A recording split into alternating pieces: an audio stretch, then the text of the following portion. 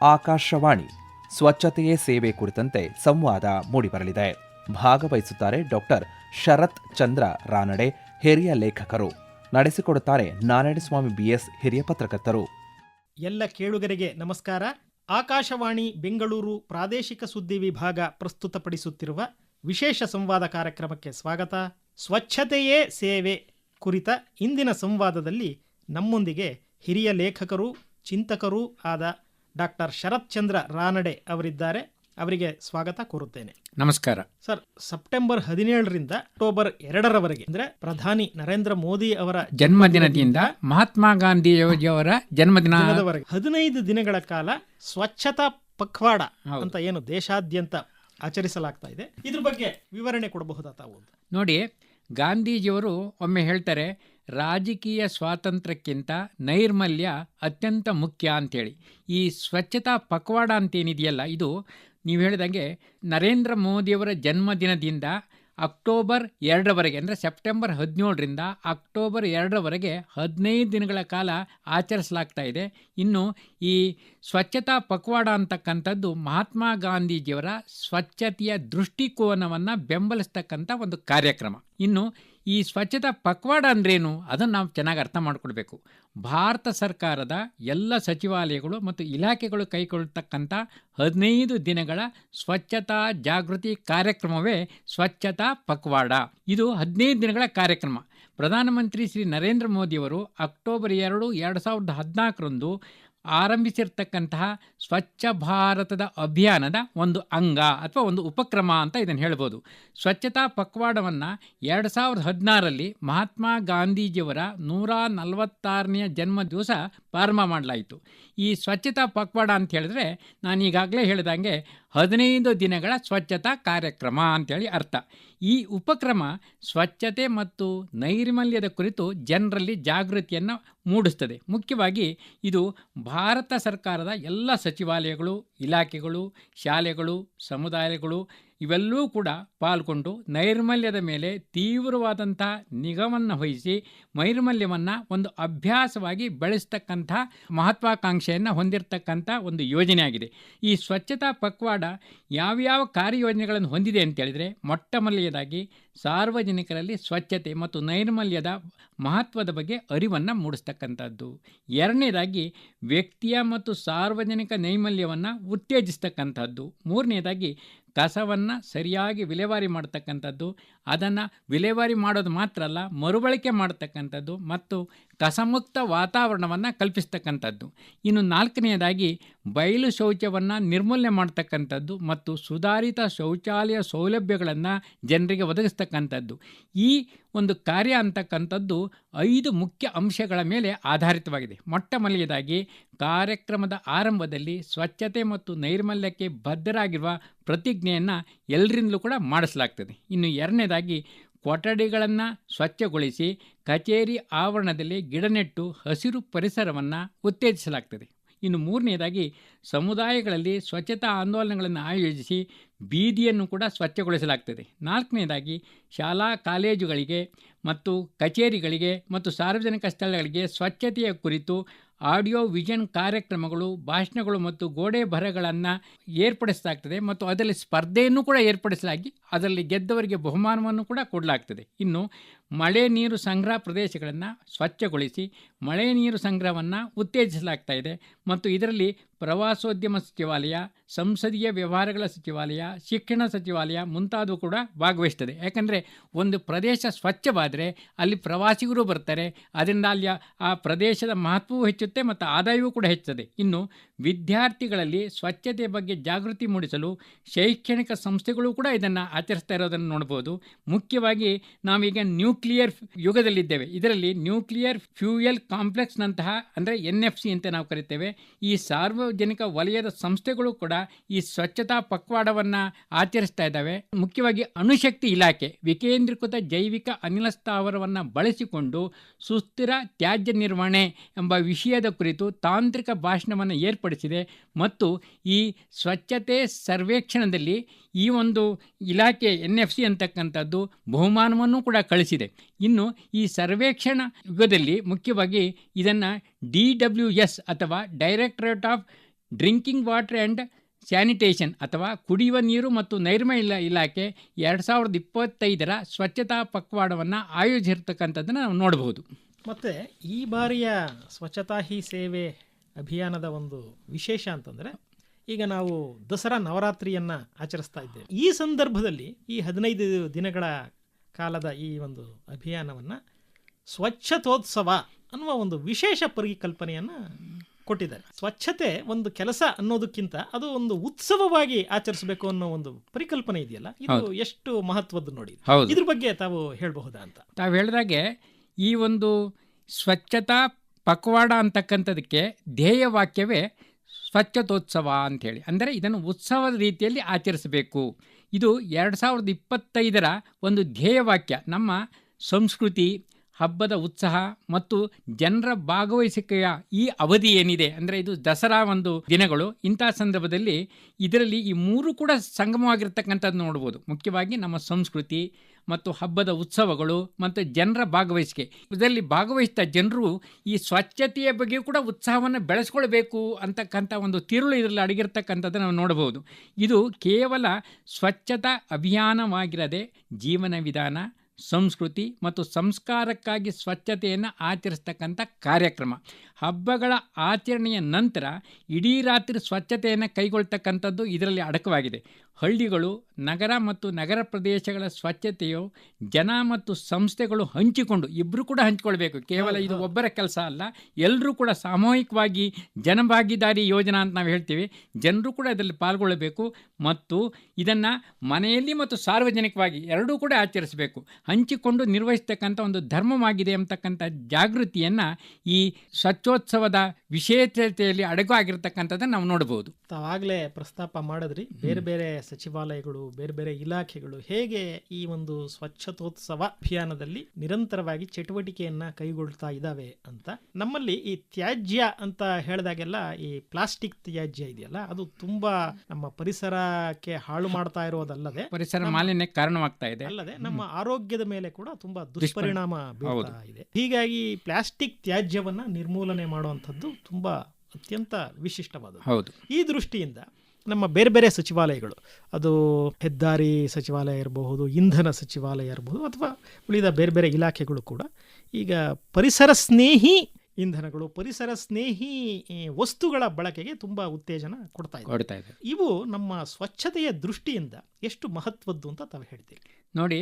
ಈ ಮಹಾತ್ಮ ಗಾಂಧೀಜಿಯವರ ಸ್ವಚ್ಛ ಭಾರತ ಕನಸನ್ನು ಈಡೇರಿಸಲಿಕ್ಕೋಸ್ಕರ ನಾಗರಿಕರಲ್ಲಿ ನೈರ್ಮಲ್ಯದ ಜಾಗೃತಿ ಮತ್ತು ಜವಾಬ್ದಾರಿಯನ್ನು ತುಂಬಿ ಸಾರ್ವಜನಿಕ ಸ್ಥಳಗಳಲ್ಲಿ ಸ್ವಚ್ಛತೆ ಮತ್ತು ನೈರ್ಮಲ್ಯವನ್ನು ಖಚಿತಪಡಿಸಿಕೊಳ್ಳಿಕ್ಕೋಸ್ಕರ ಈ directorate of drinking water and sanitation ಅಥವಾ ಕುಡಿಯುವ ನೀರು ಮತ್ತು ನೈರ್ಮಲ್ಯ ಇಲಾಖೆ ಏರ್ಪಡಿಸ್ತಾ ಇರತಕ್ಕಂತಹ ಈ ಸ್ವಚ್ಛತಾ ಪಕ್ವಾಡ ಅಂತಕ್ಕಂಥ ಕಾರ್ಯಕ್ರಮದಲ್ಲಿ ಮುಖ್ಯವಾಗಿ ಕೇಂದ್ರ ಸರ್ಕಾರದ ಸಚಿವಾಲಯಗಳು, ರಾಜ್ಯ ಸರ್ಕಾರಗಳು, ಸ್ಥಳೀಯ ಸಂಸ್ಥೆಗಳು, ಸರ್ಕಾರೇತರ ಸಂಸ್ಥೆಗಳು ಅಂದರೆ NGOs, ಅರೆ ಸರ್ಕಾರಿ ಸಂಸ್ಥೆಗಳು, ಬಹುರಾಷ್ಟ್ರೀಯ ಉದ್ಯಮಗಳು ಮತ್ತು ಮಾಧ್ಯಮ ಅಂತ ಏನು ಹೇಳ್ತೇವೆ ಅವುಗಳು ಸಹ ಈ ಸಹಭಾಗಿತ್ವವನ್ನು ಹೊಂದಿರತಕ್ಕಂಥದ್ದನ್ನು ನಾವು ನೋಡ್ಬೋದು. ತಾವು ಹೇಳಿದಾಗೆ ಇದರಲ್ಲಿ ಭಾಗವಹಿಸ್ತಕ್ಕಂಥ ಸಂದರ್ಭದಲ್ಲಿ ಈ ಪರಿಸರ ಸ್ನೇಹಿ ವಸ್ತುಗಳನ್ನೇ ಉಪಯೋಗಿಸಬೇಕು ಮತ್ತು ಸಿಂಗಲ್ ಯೂಸ್ ಪ್ಲಾಸ್ಟಿಕ್ ಅಂದರೆ ಒಮ್ಮೆ ಬಳಸುವಂಥ ಪ್ಲಾಸ್ಟಿಕ್ಕನ್ನು ಖಂಡಿತವಾಗಿಯೂ ಯಾವ ಹಂತದಲ್ಲಿಯೂ ಕೂಡ ಬಳಸಬಾರದು. ಒಂದು ವೇಳೆ ಅನಿವಾರ್ಯವಾದಲ್ಲಿ, ಅದು ಮರುಬಳಕೆಗೆ ಯೋಗ್ಯವಾದಲ್ಲಿ ಮಾತ್ರ ಬಳಸಬೇಕು. ಅದು ಕೂಡ ಅನಿವಾರ್ಯವಾದ ಸಂದರ್ಭಗಳಲ್ಲಿ. ಉಳಿದೆಲ್ಲ ಸಂದರ್ಭಗಳಲ್ಲಿ ನಾವು ಪರಿಸರ ಸ್ನೇಹಿಯಾಗಿರ್ತಕ್ಕಂಥ ವಸ್ತುಗಳನ್ನೇ ಬಳಸಬೇಕು. ಉದಾಹರಣೆಗೆ ಕಾಫಿಯ ಕುಡಿತಕ್ಕಂಥ ಬಟ್ಲನ್ನು ಕೂಡ ಮಣ್ಣಿನಿಂದ ತಯಾರಿಸ್ತಕ್ಕಂಥದ್ದು, ಅಥವಾ ಅಡಿಕೆ ಎಲೆಯಿಂದ ಊಟದ ಹಾಳೆಗಳನ್ನು ತಯಾರು ಮಾಡ್ತಕ್ಕಂಥದ್ದು, ಅದರಿಂದ ನಮಗೆ ಬೇಕಾದಂಥ ಅಡಿಗೆ ಸೌಟನ್ನು ತಯಾರು ಮಾಡ್ತಕ್ಕಂಥದ್ದು, ಈ ರೀತಿಯಲ್ಲಿ ಪರಿಸರಕ್ಕೆ ಹೊಂದಿಕೊಳ್ಳುವಂಥ ವಸ್ತುಗಳನ್ನೇ ನಾವು ಉಪಯೋಗಿಸಬೇಕು. ಇಂಥ ಒಂದು ಕಾರ್ಯಕ್ರಮದಲ್ಲಿ ಇವತ್ತು ಭಾಗವಹಿಸ್ತಾ ಇರ್ತಕ್ಕಂಥ ಸಂಸ್ಥೆಗಳು ಯಾವಪ್ಪ ಅಂತ ಹೇಳಿದರೆ ಶುದ್ಧ ಗಂಗಾ ಅಭಿಯಾನ ಅಥವಾ national mission for clean Ganga, ಇದನ್ನು ನಾವು ನಮಾಮಿ ಗಂಗಾ ಕಾರ್ಯಕ್ರಮ ಅಂತ ಕರಿತೇವೆ. ಇದು ಮೊದಲನೇದಾಗಿ ಭಾಗವಹಿಸ್ತಾ ಇರ್ತಕ್ಕಂಥದ್ದು ನೋಡ್ಬೋದು, ಅಂದರೆ ಗಂಗೆಯನ್ನು ಸ್ವಚ್ಛ ಮಾಡ್ತಕ್ಕಂಥದ್ದು. ಎರಡನೇದಾಗಿ ರಾಷ್ಟ್ರೀಯ ಜಲ ಮಾಹಿತಿ ಕೇಂದ್ರ ಅಥವಾ ನ್ಯಾಷನಲ್ ವಾಟರ್ ಇನ್ಫಾರ್ಮೇಷನ್ ಸೆಂಟರ್, ಇದನ್ನು NWIC ಅಂತ ನಾವು ಕರಿತೇವೆ. ಹಾಗೆ ಈಶಾನ್ಯ ಪ್ರಾದೇಶಿಕ ನೀರು ಮತ್ತು ಭೂ ನಿರ್ವಹಣಾ ಸಂಸ್ಥೆ ಅಥವಾ north eastern regional institute of water and land management, ಇದನ್ನು ನೇರಿ ವಾಮ್ ಅಂತೇಳಿ ನಾವು ಕರಿತೇವೆ ಸಂಕ್ಷಿಪ್ತವಾಗಿ. ಹಾಗೆ ಕೇಂದ್ರ ಜಲ ಆಯೋಗ, ಇದನ್ನು ಸೆಂಟ್ರಲ್ ವಾಟರ್ ಕಮಿಷನ್ ಅಥವಾ CWC ಅಂತ ಕರಿತೇವೆ. ಇನ್ನು 5ನೇದಾಗಿ ಕೇಂದ್ರ ಜಲಮಂಡಳಿ ಇದರಲ್ಲಿ ಭಾಗವಹಿಸ್ತಾ ಇದೆ, ಇದನ್ನು ಸೆಂಟ್ರಲ್ ವಾಟರ್ ಬೋರ್ಡ್ ಅಥವಾ CWD ಅಂತ ಕರಿತೇವೆ.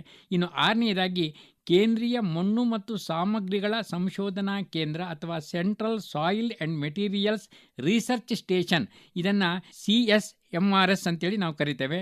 ಇದು ಕೂಡ ಇದರಲ್ಲಿ ಭಾಗವಹಿಸ್ತಾ ಇದೆ. ಇನ್ನು ಕಾವೇರಿ ನೀರು ನಿರ್ವಹಣಾ ಪ್ರಾಧಿಕಾರ ಅಥವಾ Kaveri water management authority CWMA, ಇದು ಕೂಡ ಭಾಗವಹಿಸ್ತಾ ಇದೆ. ಇನ್ನು 8ನೇದಾಗಿ ಶಕ್ತಿ ಒಪ್ಪಂದ ಖರೀದಿ ಪ್ರಾಧಿಕಾರ ಅಥವಾ power purchase agreement authority PPAA, ಇದು ಕೂಡ ಇದರಲ್ಲಿ ಭಾಗವಹಿಸ್ತಾ ಇದೆ. ಇನ್ನು 9ನೇದಾಗಿ ಕೃಷ್ಣಾ ನದಿ ನಿರ್ವಹಣಾ ಮಂಡಳಿ ಅಥವಾ Krishna river management board KRMB, ಇದು ಕೂಡ ಇದರಲ್ಲಿ ಭಾಗವಹಿಸ್ತಾ ಇದೆ.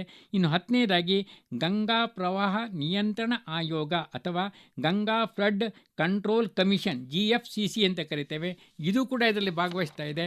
ಇದ್ರ ಜೊತೆಗೆ ಈ ಮೇಲು ಯಮುನಾ ನದಿ ಮಂಡಳಿ ಅಥವಾ upper Yamuna river board UYRB, ಇದು ಕೂಡ ಭಾಗವಹಿಸ್ತಾ ಇದೆ. ಇನ್ನು ಬೆಟ್ವಾ ನದಿ ಮಂಡಳಿ ಅಥವಾ ಬೆಟ್ವಾ ರಿವರ್ ಬೋರ್ಡ್ BRB, ಇದು ಉತ್ತರ ಪ್ರದೇಶ ಮತ್ತು ಮಧ್ಯಪ್ರದೇಶಗಳಲ್ಲಿ ನದಿ ಹಂಚಿಕೆಯ ಉಸ್ತುವಾರಿಯನ್ನು ನೋಡ್ತಾ ಇರತಕ್ಕಂಥ ಒಂದು ಮಂಡಳಿ. ಇನ್ನು 13ನೇದಾಗಿ ನರ್ಮದಾ ನಿಯಂತ್ರಣ ಪ್ರಾಧಿಕಾರ ಅಥವಾ ನರ್ಮದಾ ಸೆಂಟ್ರಲ್ ಅಥಾರಿಟಿ NCA ಮತ್ತು 14ನೇದಾಗಿ ಖರೀದಿ ಮತ್ತು ಸಂಗ್ರಹಣಾ ಇಲಾಖೆ ಅಥವಾ department of purchase and stores DPAS ಅಂತ ಕರಿತೇವೆ, ಇವುಗಳು ಕೂಡ ಇದರಲ್ಲಿ ಭಾಗವಹಿಸ್ತಾ ಇದೆ. ಅಂದರೆ ಸರ್ಕಾರದ ಎಲ್ಲ ಸಚಿವಾಲಯಗಳ ಜೊತೆಗೆ ಇಲಾಖೆಗಳ ಜೊತೆಗೆ ವಿಶೇಷವಾಗಿ ಈ ನೀರಿಗೆ ಸಂಬಂಧಪಟ್ಟದ್ದು, ನದಿಗೆ ಸಂಬಂಧಪಟ್ಟದ್ದು ಮತ್ತು ಖರೀದಿಗೆ ಸಂಬಂಧಪಟ್ಟಂಥ ಇಲಾಖೆಗಳು ಭಾಗವಹಿಸ್ತಾ ಇರ್ತಕ್ಕಂಥದ್ದು ನಾವು ನೋಡ್ಬೋದು. ಇವುಗಳು ಕೈಗೊಳ್ತಕ್ಕಂಥ ಚಟುವಟಿಕೆಗಳು ಯಾವುವು ಅಂತ ಹೇಳಿದರೆ ತ್ಯಾಜ್ಯ ವಸ್ತುಗಳ ತೆರವು ಮತ್ತು ವಿಲೇವಾರಿ. 2ನೇದಾಗಿ ತಾವು ಹೇಳಿದಾಗೆ ಏಕ ಬಳಕೆಯ ಪ್ಲಾಸ್ಟಿಕ್ನ ನಿಷೇಧ. 3ನೇದಾಗಿ ಶಾಲಾ ಆವರಣ ಮತ್ತು ಸಾರ್ವಜನಿಕ ಸ್ಥಳಗಳನ್ನು ಸ್ವಚ್ಛಗೊಳಿಸ್ತಕ್ಕಂಥದ್ದು ಮತ್ತು ಸೋಂಕು ರಹಿತವಾಗಿ ಅವುಗಳನ್ನು ಮಾಡ್ತಕ್ಕಂಥದ್ದು. ಕೇವಲ ಸ್ವಚ್ಛಗೊಳಿಸೋದು ಮಾತ್ರ ಅಲ್ಲ, ಅವುಗಳನ್ನು ಸೋಂಕು ರಹಿತವಾಗಿ ಮಾಡಬೇಕು. ಇನ್ನು 4ನೇದಾಗಿ ಸಮುದಾಯಗಳಲ್ಲಿ ಸ್ವಚ್ಛತಾ ವಿಷಯವನ್ನು ಪ್ರಸಾರ ಮಾಡ್ತಕ್ಕಂಥದ್ದು. 5ನೇದಾಗಿ ಸ್ಪರ್ಧೆಗಳು ಮತ್ತು ರಸಪ್ರಶ್ನೆಗಳನ್ನು ಏರ್ಪಡಿಸಿ ಕಲಾಕೃತಿಗಳ ರಚನೆ, ಚಿತ್ರಕಲಾ ಸ್ಪರ್ಧೆಯ ಮೂಲಕ ಜಾಗೃತಿಯನ್ನು ಉಂಟು ಮಾಡ್ತಕ್ಕಂಥದ್ದು. ಇನ್ನು 6ನೇದಾಗಿ ಕಚೇರಿ, ಸಮಾಜ ಮತ್ತು ಸಮುದಾಯಗಳಲ್ಲಿ ಸ್ವಚ್ಛತೆ ಬಗ್ಗೆ ಒಂದು ಜಾಗೃತಿಯನ್ನು ಮೂಡಿಸಿ ಜೀವನದ ಶೈಲಿಯೇ ಸ್ವಚ್ಛತೆ ಎನ್ನುವಂಥ ಅರಿವನ್ನು ಮೂಡಿಸ್ತಕ್ಕಂಥದ್ದು. ಕೊನೆಯದಾಗಿ ಉತ್ತಮ ನೈರ್ಮಲ್ಯದ ಅಭ್ಯಾಸ ಮತ್ತು ವರ್ತನೆಗಳಲ್ಲಿ ಬದಲಾವಣೆಗಳನ್ನು ತಂದು ಜನ ಮತ್ತು ಸಮುದಾಯಗಳಲ್ಲಿ ಸ್ವಚ್ಛತೆ ಅಂತಕ್ಕಂಥದ್ದು ನಮ್ಮ ಒಂದು ನಿಜವಾದಂಥ ಸ್ವಭಾವ ಆಗಬೇಕು ಅಂತಕ್ಕಂಥ ಅರಿವನ್ನು ಮೂಡಿಸ್ತಕ್ಕಂಥದ್ದು. ಮತ್ತೆ ಈಗ ನಾವು ಭಾರತದ ಪ್ರವಾಸಿ ತಾಣಗಳನ್ನು ಗಮನಿಸಿದರೆ ವಿಶ್ವ ಪಾರಂಪರಿಕ ಪಟ್ಟಿಯಲ್ಲಿ ಇರುವಂಥ ತುಂಬಾ ಮಹತ್ವದ ಸ್ಥಳಗಳಿದ್ದಾವೆ. ಹೌದು, ತಾಣಗಳು ನಮ್ಮ ಭಾರತದಲ್ಲಿ ಇದ್ದಾವೆ. ಪ್ರತಿ ಒಂದು ಹಳ್ಳಿ ಅಥವಾ ಒಂದು ಊರಿಗೆ ಹೋದರೂ ಕೂಡ ಅಲ್ಲಿ ಒಂದು ಐತಿಹಾಸಿಕವಾದಂತಹ ಒಂದು ದೇವಾಲಯ ಅಥವಾ ಒಂದು ಸ್ಮಾರಕ, ಒಂದು ಮಂಟಪ, ಈ ಥರದ್ದಿರೋದನ್ನು ನಾವು ಕಾಣ್ತೀವಿ. ಇದು ವಿಶ್ವದ ಪ್ರವಾಸಿಗರನ್ನ ಕೈ ಬೀಸಿ ಕರೆಯುವಂಥ ತಾಣಗಳು ಇವೆಲ್ಲ. ಹೌದು. ಆದರೆ ದುರದೃಷ್ಟವಶಾತ್ ನಮ್ಮಲ್ಲಿ ನೈರ್ಮಲ್ಯಕ್ಕೆ ಹೆಚ್ಚಿನ ಆದ್ಯತೆಯನ್ನು ಕೊಟ್ಟಿಲ್ಲವಾದ್ದರಿಂದ ಪ್ರವಾಸಿಗರು ಭಾರತವನ್ನ ನೋಡುವ ಒಂದು ದೃಷ್ಟಿಕೋನ ತುಂಬಾ ಬೇರೆ ತರದಲ್ಲಿ ಇತ್ತು. ಭಾರತ ಅಂದ್ರೆ ಅದು ಒಂದು ರೀತಿಯ ಕೊಳಚೆ ಪ್ರದೇಶ ಅನ್ನುವ ಒಂದು ದೃಷ್ಟಿಕೋನ ಇತ್ತು. ಆದರೆ ಕಳೆದ 11 ವರ್ಷಗಳಲ್ಲಿ ಇದು ಬದಲಾಗ್ತಾ ಇದೆ. ಹೌದು, ಭಾರತ ಇಲ್ಲಿನ ಒಂದು ಸ್ವಚ್ಛತೆ ಮತ್ತೆ ನೈರ್ಮಲ್ಯಕ್ಕೆ ಕೊಟ್ಟಿರುವಂತ ಆದ್ಯತೆಯಿಂದಾಗಿ ಇವು ಬದಲಾಗ್ತಾ ಇರೋದನ್ನ ಕಾಣ್ತೀವಿ. ಪ್ರವಾಸದ ದೃಷ್ಟಿಯಿಂದ ನೋಡೋದಾದ್ರೆ ಮತ್ತೆ ಇಡೀ ಜಗತ್ತು ಭಾರತವನ್ನ ಒಬ್ಬ ನಾಯಕ ಅಂತ ಒಪ್ಕೊಳ್ತಾ ಇರುವಂತ ಈ ಸಂದರ್ಭದಲ್ಲಿ ಸ್ವಚ್ಛತೋತ್ಸವ ಎಷ್ಟು ಮಹತ್ವದ್ದು ಅಂತ ತಾವು ಹೇಳ್ತೀರಿ? ನೋಡಿ, ತಾವು ಹೇಳಿದಾಗೆ ಅನೇಕ ಐತಿಹಾಸಿಕ ಸ್ಮಾರಕಗಳು, ದೇವಾಲಯಗಳು ಅಥವಾ ಐತಿಹಾಸಿಕ ಈ ಒಂದು ಲಿಖಿತವಾಗಿರ್ತಕ್ಕಂಥ ಒಂದು ಶಿಲಾಶಾಸನಗಳು ನಮ್ಮ ದೇಶದಲ್ಲಿ ಎಲ್ಲ ಕಡೆ ಇದೆ. ಅವುಗಳು ಸಂಶೋಧನೆಗೂ ಯೋಗ್ಯವಾಗಿದೆ. ಇತಿಹಾಸದ ಸಂಗತಿಗಳ ಬಗ್ಗೆ ಜ್ವಲಂತವಾಗಿ ಬೆಳಕು ಚೆಲ್ತಕ್ಕಂಥ ಸ್ಮಾರಕಗಳು. ಅವುಗಳನ್ನು ರಕ್ಷಿಸಿ ಉಳಿಸ್ತಕ್ಕಂಥದ್ದು ನಮ್ಮ ಆದ್ಯ ಕರ್ತವ್ಯ. ಅದು ನಮ್ಮ ಇತಿಹಾಸದ ಅಭ್ಯಾಸ ದೃಷ್ಟಿಯಿಂದಲೂ ಅವಶ್ಯಕ. ಮತ್ತು ಅವುಗಳನ್ನು ನಾವು ಸ್ವಚ್ಛವಾಗಿಟ್ಟರೆ, ಅವುಗಳನ್ನು ಸರಿಯಾಗಿ ಪಾಲನೆ ಮಾಡಿಕೊಂಡು ಬಂದರೆ ಅದು ಪ್ರವಾಸಿಗರನ್ನು ಕೂಡ ಆಕರ್ಷಿಸುತ್ತದೆ ಎನ್ನುವುದರಲ್ಲಿ ಸಂದೇಹವಿಲ್ಲ. ಆದರೆ ದುರದೃಷ್ಟವಶಾತ್ ನಮ್ಮಲ್ಲಿ ಆ ಒಂದು ಐತಿಹಾಸಿಕ ಪ್ರಜ್ಞೆ ಇಲ್ಲದ ಕಾರಣ ಮತ್ತು ಅವುಗಳ ಮಹತ್ವವನ್ನು ನಾವು ಅರಿಯದ ಕಾರಣ ಅವುಗಳನ್ನು ಇದುವರೆಗೂ ಕೂಡ ಸರಿಯಾಗಿ ಕಾಪಾಡಿಕೊಂಡು ಬಂದಿಲ್ಲ. ಎಲ್ಲವೂ ಕೂಡ ಕೆಲವು ಕಡೆ ಅದರ ಮೇಲೆ ನಮ್ಮದೇ ಆದಂತಹ ಕೆಲವು ವಿಚಾರಗಳನ್ನು ಬರೀತಕ್ಕಂಥದ್ದು ಅಥವಾ ಕೆಲವು ಅಕ್ಷರಗಳನ್ನು ಬರೀತಕ್ಕಂಥದ್ದು ಅಥವಾ ಗುರುತುಗಳನ್ನು ಹಾಕ್ತಕ್ಕಂಥದ್ದು ಈ ರೀತಿಯೆಲ್ಲ ಮಾಡಿ ಕೆಡಿಸಿಬಿಡ್ತಾ ಇದ್ದೇವೆ.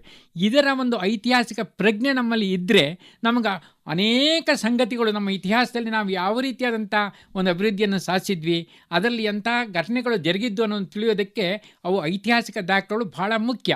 ಅದು ನಮ್ಮ ಅಧ್ಯಯನಕ್ಕೂ ಸಂಶೋಧನೆಗೂ ಒಳ್ಳೆಯದಾದಂಥ ಒಂದು ಪೂರಕವಾಗಿ ಉಳಿತವೆ. ಅವುಗಳನ್ನು ರಕ್ಷಿಸಿಕೊಳ್ಳೋದ್ರ ಜೊತೆಗೆ ಅವುಗಳಿಂದ ನಾವು ವಿದೇಶಕ್ಕೂ ಕೂಡ ನಮ್ಮಲ್ಲಿ ಇಂಥ ಸಂಸ್ಕೃತಿ ಇತ್ತು, ನಮ್ಮಲ್ಲಿ ಇಂಥ ಒಂದು ನಾಗರಿಕತೆ ಇತ್ತು ಅನ್ನೋದನ್ನು ತೋರಿಸ್ಕೊಡ್ಬೋದು. ಅಂಥ ಅನೇಕ ತಾಣಗಳನ್ನು ಇವತ್ತು ಗುರುತಿಸಿ ಈ ವಿಶ್ವಸಂಸ್ಥೆಯ ಯುನೆಸ್ಕೋ ಅವುಗಳನ್ನು ಐತಿಹಾಸಿಕ ತಾಣಗಳು ಅಂತ ಮಾನ್ಯ ಕೂಡ ಮಾಡಿದೆ. ಆದರೆ ಅವುಗಳನ್ನು ನಾವು ಸ್ವಚ್ಛವಾಗಿ ಇಟ್ಟುಕೊಳ್ತಕ್ಕಂಥದ್ದು ನಮ್ಮ ಆದ್ಯ ಕರ್ತವ್ಯ. ಅವುಗಳನ್ನು ಇಟ್ಟುಕೊಂಡಾಗ ನಮ್ಮ ಅಧ್ಯಯನದ ಜೊತೆಗೆ ಪ್ರವಾಸೋದ್ಯಮಕ್ಕೂ ಕೂಡ ಉತ್ತೇಜನ ಸಿಕ್ಕಿ ದೇಶಕ್ಕೆ ಹೆಚ್ಚಿನ ಆರ್ಥಿಕ ಲಾಭ ಆಗ್ತಕ್ಕಂಥದ್ದನ್ನು ಕೂಡ ನೋಡ್ಬೋದು. ಅನೇಕ ಜನರಿಗೆ ಇದರಿಂದ ಉದ್ಯೋಗ ಕೂಡ ಸೃಷ್ಟಿಯಾಗ್ತಕ್ಕಂಥದ್ದು ನಾವು ನೋಡ್ಬೋದು. ಈ ಒಂದು ಕಳೆದ 11 ವರ್ಷಗಳ ಸಾಧನೆಯನ್ನು ಗಮನಿಸಿದಾಗ ಲಕ್ಷಾಂತರ ಶೌಚಾಲಯಗಳನ್ನು ಅಂದರೆ 2014ರಿಂದ ಏನು ಈ ಸ್ವಚ್ಛ ಭಾರತ ಆಂದೋಲನ ಗಾಂಧಿ ಜಯಂತಿಯಿಂದ ಪ್ರಾರಂಭವಾಯಿತು, ಅಂದಿನಿಂದ ಇಂದಿನವರೆಗೆ 12 ಕೋಟಿ ವೈಯಕ್ತಿಕ ಶೌಚಾಲಯ ಮತ್ತು 2.53 ಕೋಟಿ ಸಾಮೂಹಿಕ ಶೌಚಾಲಯಗಳನ್ನು ನಿರ್ಮಿಸಲಾಗಿದೆ. ಇದರಿಂದ ಬಯಲು ಶೌಚ ಮುಕ್ತ ಆಗಿರ್ತಕ್ಕಂಥದ್ದನ್ನು ನಾವು ಗಣನೀಯವಾಗಿ ನೋಡಬಹುದು. ಮತ್ತು 5.47 ಲಕ್ಷ ಗ್ರಾಮಗಳು ಬಹಿರ್ದೆಸೆ ಮುಕ್ತವಾಗಿದೆ, ಅಂದರೆ ODF ಗ್ರಾಮಗಳಾಗಿದೆ ಅನ್ನೋದನ್ನು ಈಗ ನಾವು ದಾಖಲೆ ಸಮೇತ ನೋಡ್ಬೋದು. ಇನ್ನು ಸಾರ್ವಜನಿಕ ಸಹಭಾಗಿತ್ವ ಕೂಡ ಇದರಲ್ಲಿ ಹೆಚ್ಚಾಗ್ತಾ ಇದೆ. ಕೋಟ್ಯಾಂತರ ಜನ ಸ್ವಚ್ಛತಾ ಪ್ರತಿಜ್ಞೆಯಲ್ಲಿ ಪಾಲ್ಗೊಂಡು ಸಕ್ರಿಯವಾಗಿ ಪಾಲ್ಗೊಳ್ತಾ ಇದ್ದಾರೆ. ಇಂತಹ ಒಂದು ಜಾಗೃತಿಯನ್ನು ಈ ಒಂದು ಆಂದೋಲನ ಮಾಡಿದೆ. ಇದು ಕೇವಲ ಸ್ವಚ್ಛತೆ ಮತ್ತು ನೈರ್ಮಲ್ಯದ ವಿಷಯ ಮಾತ್ರ ಅಲ್ಲ, ಆರೋಗ್ಯ, ಪೋಷಣೆ ಮತ್ತು ಆರ್ಥಿಕ ಅಭಿವೃದ್ಧಿಯೊಂದಿಗೆ ನಿಕಟ ಸಂಪರ್ಕ ಹೊಂದಿದೆ ಅಂತಕ್ಕಂಥ ಅರಿವನ್ನು ಎಲ್ಲ ಕಡೆ ಮೂಡಿಸಲಾಗ್ತಾ ಇದೆ. ಇನ್ನು ನೈರ್ಮಲ್ಯ ಸುಧಾರಣೆಯಾಗಿದೆ, ಕಡಿಮೆ ಕಾಯಿಲೆ ಕಂಡುಬಂದಿದೆ, ಆರೋಗ್ಯ ವೆಚ್ಚ ಕೂಡ ಕಡಿಮೆಯಾಗಿದೆ, ಪರಿಸರದ ಕಲುಷಿತೆ ಕೂಡ ಈಗ ಕಮ್ಮಿ ಆಗಿರ್ತಕ್ಕಂಥದ್ದನ್ನು ನಾವು ನೋಡ್ಬೋದು. ಇನ್ನು ಸ್ವಚ್ಛತೆ ಮತ್ತು ನೈರ್ಮಲ್ಯ ಒಂದು ರಾಷ್ಟ್ರೀಯ ಆದ್ಯತೆಯಾಗಿ ತಾವು ಹೇಳಿದಾಗೆ ಮಾರ್ಪಟ್ಟಿದೆ. ಇನ್ನು ಜನರ ಆಂದೋಲನವಾಗಿ ಯಶಸ್ವಿಯಾಗಿದ್ದು ಮುನ್ನಡೆದುಕೊಂಡು ಬಂದಿದೆ. ಇನ್ನು 6ನೇದಾಗಿ ಸ್ವಚ್ಛತಾ ಗುರಿ ಪ್ರದೇಶಗಳು ಅಥವಾ ಸ್ವಚ್ಛ ಐಕಾನಿಕ್ ಅಥವಾ ಮಾದರಿ ಸ್ಥಳಗಳು, ಬೇಸಿಗೆ ಶಿಬಿರಗಳು, ವೇಸ್ಟ್ ಟು ವೆಲ್ತ್ ಅಂದರೆ ಈ ಕಸದಿಂದ ರಸ ಮಾಡತಕ್ಕಂಥ ಉಪಕ್ರಮಗಳು ಕೂಡ ಪ್ರಾರಂಭವಾಗಿದೆ. ಅಂದರೆ ತ್ಯಾಜ್ಯವನ್ನು ಸಂಸ್ಕರಿಸಿ ಅವುಗಳಿಂದ ಗೊಬ್ಬರವನ್ನು ತಯಾರಿಸ್ತಕ್ಕಂಥದ್ದು ಮತ್ತು ನೀರು, ಸ್ವಚ್ಛವಾದ ನೀರನ್ನು ಕೂಡ ನಾವು ತಯಾರು ಮಾಡಿ ಹೊಲಗಿಡಗಳಿಗೆ ಅಥವಾ ನಮ್ಮ ಕುಡಿಯುವುದನ್ನು ಬಿಟ್ಟು ಬೇರೆ ಉದ್ದೇಶಗಳಿಗೆ ಅದನ್ನು ಬಳಸಿಕೊಳ್ಳಿಕ್ಕೂ ಕೂಡ ಇವತ್ತು ಸಾಧ್ಯವಾಗಿದೆ. ಒಂದು ಹೆಜ್ಜೆ ಸ್ವಚ್ಛತೆ ಕಡೆಗೆ ಅಂತಕ್ಕಂಥದ್ದು 2014ರಲ್ಲಿ ಧ್ಯೇಯವಾಕ್ಯವಾಗಿತ್ತು. ಇದು ಒಂದು ಧರ್ಮ, ಒಂದು ಸಂಸ್ಕೃತಿ, ಒಂದು ಅಭ್ಯಾಸ ಎನ್ನುವ ಮಟ್ಟಿಗೆ ಇವತ್ತು ಬೆಳೆದು ಬಂದಿರತಕ್ಕಂಥದ್ದನ್ನು ನೋಡ್ಬೋದು. ಇನ್ನು waste to energy or wealth ಅಂತಕ್ಕಂಥ ಯೋಜನೆಯಡಿ ಅನೇಕ ಕಸ ಪರಿವರ್ತನಾ ಘಟಕಗಳನ್ನು ಸ್ಥಾಪಿಸಲಾಗಿದೆ. ಇನ್ನು 1305 ಬಯೋಗ್ಯಾಸ್ ಘಟಕಗಳು ಸ್ಥಾಪನೆಗೊಂಡಿವೆ. ಇನ್ನು ದೊಡ್ಡದಾದ ಅನೇಕ ವೇಸ್ಟ್ ಟು ಎನರ್ಜಿ ಪ್ಲಾಂಟ್ಗಳು ಸ್ಥಾಪನೆಯಾಗಿದೆ. ಇನ್ನು 295 ಈ ಕಸ ಅಂತೇನು ಹೇಳ್ತೇವೆ ಅವುಗಳನ್ನು ಸುಲಭವಾಗಿ ವಿಲೇವಾರಿ ಮಾಡಲಿಕ್ಕಾಗೋದಿಲ್ಲ. ಅದಕ್ಕೋಸ್ಕರ 295 ಈ ಕಸ ಪರಿವರ್ತನಾ ಘಟಕಗಳು ಕೂಡ ಸ್ಥಾಪನೆಯಾಗಿದೆ. ದೆಹಲಿಯ ತಿಮರ್ಪುರದಲ್ಲಿ ಈಗಾಗಲೇ ಇಂಥ ಒಂದು ಘನತ್ಯಾಜ್ಯವನ್ನು ಪರಿವರ್ತನೆ ಮಾಡತಕ್ಕಂಥ ಒಂದು ಸ್ಥಾವರವನ್ನು ಸ್ಥಾಪಿಸಲಾಗಿದೆ. ಕಳೆದ 11 ವರ್ಷಗಳಿಂದ 8 ಲಕ್ಷಕ್ಕೂ ಹೆಚ್ಚು CTU ಅಥವಾ ಸ್ವಚ್ಛತಾ ಗುರಿ ಘಟಕಗಳನ್ನು ಪರಿವರ್ತಿಸಲಾಗಿದೆ. ಇನ್ನು ಸ್ವಚ್ಛ ಭಾರತ ಅಭಿಯಾನ ಅಂತಕ್ಕಂಥದ್ದು ತಾವು ಹೇಳಿದಾಗೆ ವಿದೇಶಿಯರಿಂದಲೂ ಕೂಡ ಮುಕ್ತ ಪ್ರಶಂಸೆಗೆ ಒಳಗಾಗಿದೆ. ಇದನ್ನು ನಮ್ಮ ಪ್ರಧಾನಿ ಮೋದಿಯವರ ಮಹತ್ವಾಕಾಂಕ್ಷೆ ಮತ್ತು ಅತ್ಯುತ್ತಮ ಉಪಕ್ರಮ ಅಂಥೇಳಿ ಅವರು ಶ್ಲಾಘಿಸಿದ್ದಾರೆ. ಜಪಾನಿನ ನೃತ್ಯಗಾತಿಯಾಗಿರ್ತಕ್ಕಂಥ ಮೊಸಾಕೋ ಓನೋ ಇದೊಂದು ಅದ್ಭುತ ಆಂದೋಲನ ಅಂತ ಹೇಳಿದ್ದಾರೆ. ಈ ಮೊದಲು ತಾವು ಹೇಳಿದಾಗೆ ಈ ಒಂದು ಭಾರತವನ್ನು ಸ್ವಚ್ಛತೆ ತಿಳಿಯದ ದೇಶ, ಇವರೆಲ್ಲ ಅಜ್ಞಾನಿಗಳು ಅಂತೇಳಿ ಅವರೆಲ್ಲ ಟೀಕೆ ಮಾಡ್ತಿದ್ರು. ಹೆಚ್ಚಿನ ವಿದೇಶಿಯರು ಈಗ ಈ ಒಂದು ಅಭಿಯಾನಕ್ಕೆ ಮೆಚ್ಚುಗೆಯನ್ನು ವ್ಯಕ್ತಪಡಿಸಿದ್ದಾರೆ. 2014ರಲ್ಲಿ ಸ್ವಚ್ಛತೆ ಬಗ್ಗೆ ಒಂದು ಹೆಜ್ಜೆ ಕಾರ್ಯಕ್ರಮ ಅಂತಕ್ಕಂಥದ್ದನ್ನು ಸ್ವಚ್ಛ ಮತ್ತು ಉತ್ತಮ ಭಾರತದ ದೊಡ್ಡ ಹೆಜ್ಜೆಯಾಗಿ ಇದು ಪರಿವರ್ತನೆ ಆಗ್ತಾ ಇದೆ ಅಂಥೇಳಿ ವಿದೇಶಿಯರು ಪ್ರಶಂಸೆ ಮಾಡ್ತಾ ಇರ್ತಕ್ಕಂಥದ್ದನ್ನು ನೋಡ್ಬೋದು. ಅಮೇರಿಕದ ಟೆಕ್ಸ್ಟೈಲ್ ಡಿಸೈನರ್ ಪೀಟರ್ ಡಿ ಅಸ್ಕೋಲಿ ಅಂತಕ್ಕಂಥವರು ಸ್ವಚ್ಛತಾ ಉಪಕ್ರಮಗಳನ್ನು ನೋಡಿ ನನಗೆ ಭಾಳ ಸಂತೋಷವಾಗಿದೆ ಅಂತೇಳಿ ಹೇಳ್ತಾ ಇದ್ದಾರೆ. ಇನ್ನು ವಿದೇಶಿ ಅಭಿಪ್ರಾಯ ಬದಲಾಗಿದ್ದರೂ ಕೂಡ ಇದರ ಯಶಸ್ವಿಗೆ ಆಳವಾದ ಜವಾಬ್ದಾರಿ ಮತ್ತು ಜನರ ಪಾಲ್ಗೊಳ್ಳಿಕೆ ಬಗ್ಗೆ ಇನ್ನೂ ಕೂಡ ನಾವೆಲ್ಲರೂ ಕೂಡ ಆಶಾಭಾವನೆಯನ್ನು ಇಟ್ಟುಕೊಂಡಿದ್ದೇವೆ ಅಂಥೇಳಿ ವಿದೇಶಿಯರು ಅಭಿಪ್ರಾಯ ಪಡ್ತಿದ್ದಾರೆ. ಆದ್ದರಿಂದ ನಾವು ಇಂತಹ ಸ್ವಚ್ಛತೆಯ ಬಗ್ಗೆ ಆಳವಾಗಿ ಜವಾಬ್ದಾರಿಯುತವಾಗಿ ಪಾಲ್ಗೊಳ್ಳತಕ್ಕಂಥದ್ದು ಇಂದು ಅವಶ್ಯಕವಾಗಿದೆ. ಮತ್ತೆ ತಾವಾಗಲೇ ನದಿಗಳ ಸ್ವಚ್ಛತೆ ಬಗ್ಗೆ ವಿವರಣೆ ಕೊಡ್ತಾ ಈ ಕೃಷ್ಣಾ ನದಿ ಬಗ್ಗೆ ಪ್ರಸ್ತಾಪ ಮಾಡಿದ್ರಿ. ಇದರ ಜೊತೆಗೆ ಈಗ ಕರ್ನಾಟಕದಲ್ಲಿ ಈ ಒಂದು ಅಭಿಯಾನ ಯಾವ ಥರ ನಡೀತಾ ಇದೆ ಮತ್ತು ಇನ್ನು ಹೇಗೆ ನಡಿಬೇಕು ಅಂತ ತಾವು ಹೇಳ್ತೀವಿ? ಕರ್ನಾಟಕದಲ್ಲಿ ಕೂಡ ಈ ಒಂದು ಸ್ವಚ್ಛತಾ ಅಭಿಯಾನ ಅಂತಕ್ಕಂಥದ್ದು ನಡೀತಾ ಇದೆ. ಆದರೆ ದುರದೃಷ್ಟವಶಾತ್ ಅನೇಕ ಸಂದರ್ಭಗಳಲ್ಲಿ ಇವತ್ತು ನಾವು KR ಮಾರ್ಕೆಟ್ಗೆ ಹೋದರೆ ಅಥವಾ ನಮ್ಮ ಕೆಲವು ಹಣ್ಣು ಮತ್ತು ತರಕಾರಿಗಳ ಮಾರಾಟ ಕೇಂದ್ರಗಳಿಗೆ ಹೋದರೆ ಅಲ್ಲಿ ಸ್ವಚ್ಛತೆ ಅನ್ನೋದನ್ನು ಸರಿಯಾಗಿ ನಿರ್ವಹಿಸದೇ ಇರತಕ್ಕಂಥದ್ದು ನಾವು ನೋಡ್ತಾ ಇದ್ದೇವೆ. ಈಗ ರಾಜ್ಯ ಸರ್ಕಾರ ಏನು ಮಾಡಿದೆ ಅಂತ ಹೇಳಿದರೆ ಮೈಸೂರಿನಲ್ಲಿ ಹಾಗೂ ದಾಸನಪುರದಲ್ಲಿ ಒಂದು ತ್ಯಾಜ್ಯ ಪರಿವರ್ತನಾ ಘಟಕವನ್ನು ಸ್ಥಾಪಿಸಲಿಕ್ಕೆ ಮುಂದಾಗಿದೆ. ಇದು ಒಂದು ಶುಭ ಸುದ್ದಿ. ಇನ್ನು ಅನೇಕ ಸಂದರ್ಭಗಳಲ್ಲಿ ನಮ್ಮ ಈ ರಸ್ತೆಗಳನ್ನು ಕೂಡ ಸರಿಯಾಗಿಲ್ಲದೆ ಇರೋದು ಮತ್ತು ಗುಂಡಿಗಳು ಬಿದ್ದಿರತಕ್ಕಂಥದ್ದನ್ನು ನೋಡ್ತಾ ಇದ್ದೇವೆ. ಈಗ ಸರ್ಕಾರ ಅನೇಕ ಈ ರೀತಿಯಾದ ಒಂದು ಅವಘಡಗಳಿಂದ ಅನೇಕ ಮಲ್ಟಿನ್ಯಾಷನಲ್ ಕಂಪ್ನೀಸ್ ಕರ್ನಾಟಕವನ್ನು ಬಿಟ್ಟು ಹೋಗ್ತಕ್ಕಂಥ ಪ್ರಸಂಗವೂ ಕೂಡ ಎದುರಾಗಿರ್ತಕ್ಕಂಥದ್ದನ್ನು ನೋಡ್ತಾ ಇದ್ದೇವೆ. ಇಂತಹ ಸಂದರ್ಭದಲ್ಲಿ ಸರ್ಕಾರ ಈಗ ಎಚ್ಚೆತ್ತುಕೊಂಡು ಗುಂಡಿಗಳನ್ನು ನವೆಂಬರ್ ಒಳಗೆ ಮುಚ್ಚಿಸಿ ಅದನ್ನು ಸರ್ವ ಋತು ಯೋಗ್ಯ ರಸ್ತೆಗಳನ್ನಾಗಿ ಮಾರ್ಪಡಿಸಬೇಕು ಅನ್ನುವಂಥ ಒಂದು ದಿಟ್ಟ ನಿರ್ಧಾರವನ್ನು ಕೂಡ ತೆಗೆದುಕೊಂಡಿದೆ. ಅದೇ ರೀತಿಯಲ್ಲಿ ಇಂದು ಈ ಪ್ರವಾಸ ಕ್ಷೇತ್ರಗಳಲ್ಲಿ ಮತ್ತು ತಾವು ಪ್ರಸ್ತಾಪ ಮಾಡಿದಾಗೆ ನದಿ ತೀರಗಳಲ್ಲಿ ಬೀಳುವಂಥ ಕಸಗಳನ್ನು ಆಯ್ತಕ್ಕಂಥದ್ದು ಮತ್ತು ಅಲ್ಲಲ್ಲಿ ಫಲಕಗಳನ್ನು ಹಾಕಿ ಇದು ಸ್ವಚ್ಛತಾ ಕೇಂದ್ರ, ಇದು ಪವಿತ್ರವಾದಂಥ ನದಿ, ಇದರಲ್ಲಿ ನೀವು ಕಲ್ಮಶಗಳನ್ನು ಬಿಸಾಡಬಾರದು, ಇದನ್ನು ಸ್ವಚ್ಛತೆಗಾಗಿ ಉಪಯೋಗಿಸಬೇಕು ಅಂತಕ್ಕಂಥ ಪ್ರಜ್ಞೆಯನ್ನು ಮೂಡಿಸ್ತಾ ಇದೆ.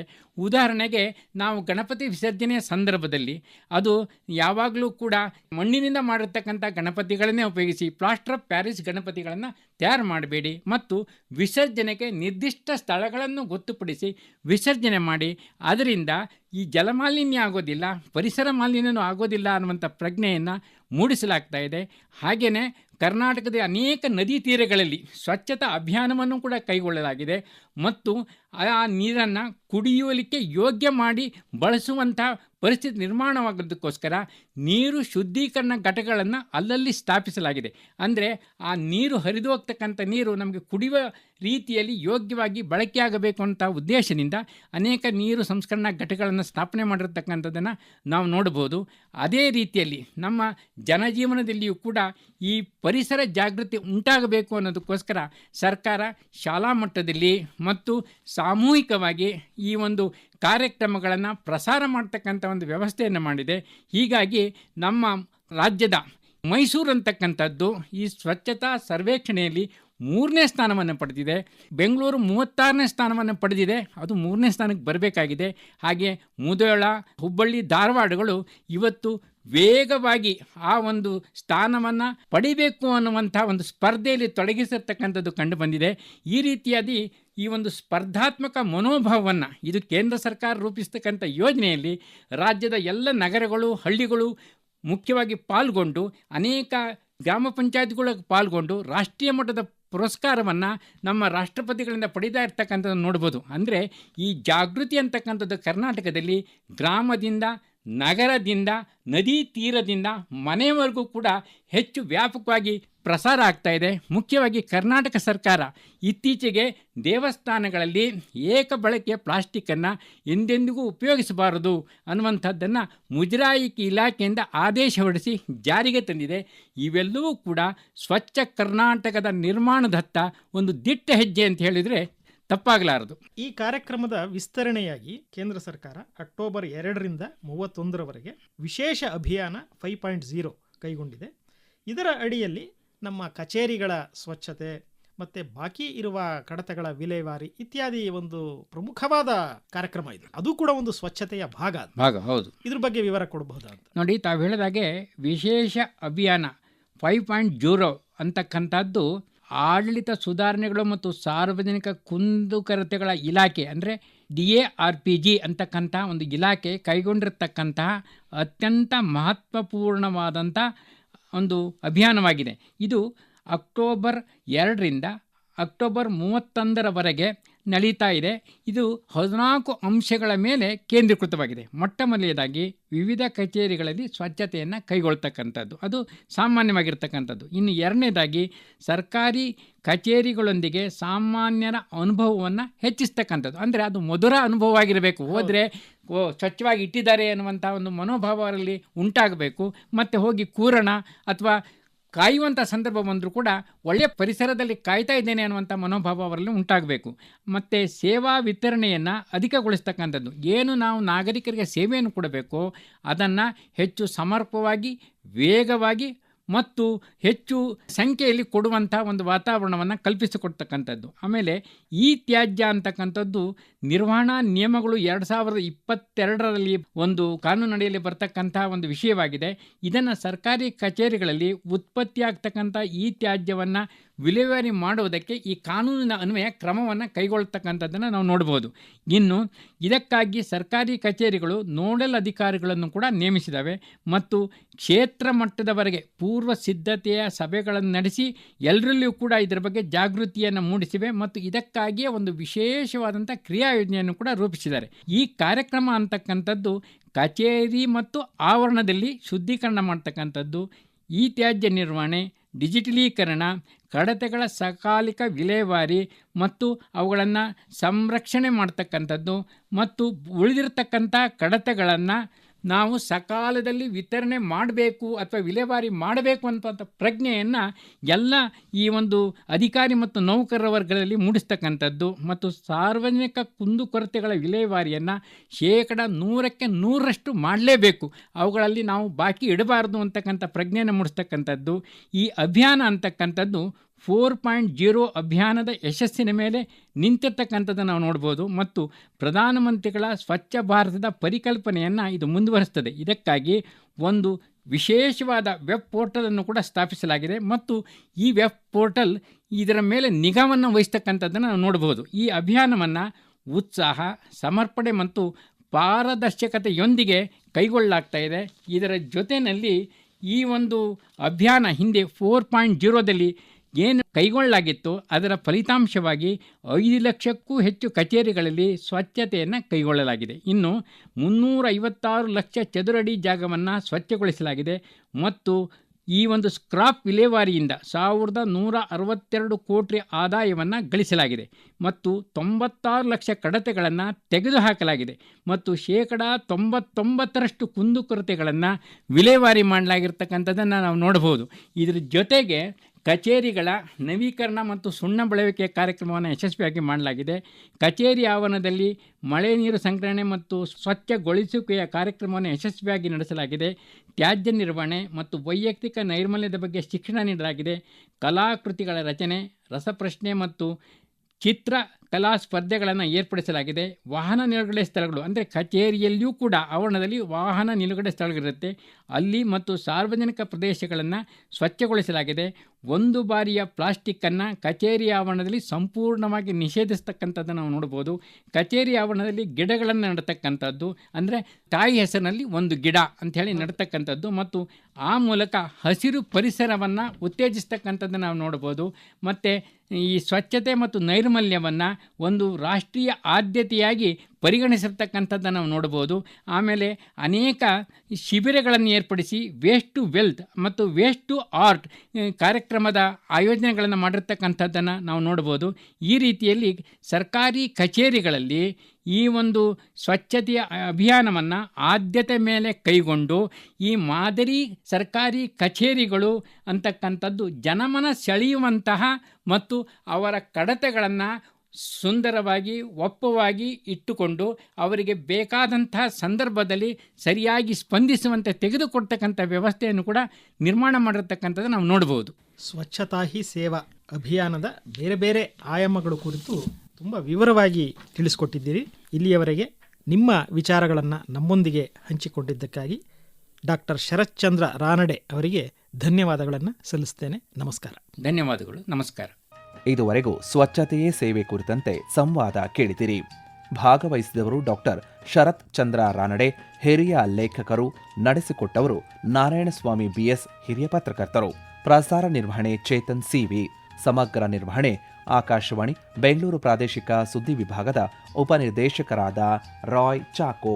ಈ ಕಾರ್ಯಕ್ರಮ ಆಕಾಶವಾಣಿ ಬೆಂಗಳೂರು ಪ್ರಾದೇಶಿಕ ಸುದ್ದಿ ವಿಭಾಗದ ಕೊಡುಗೆ.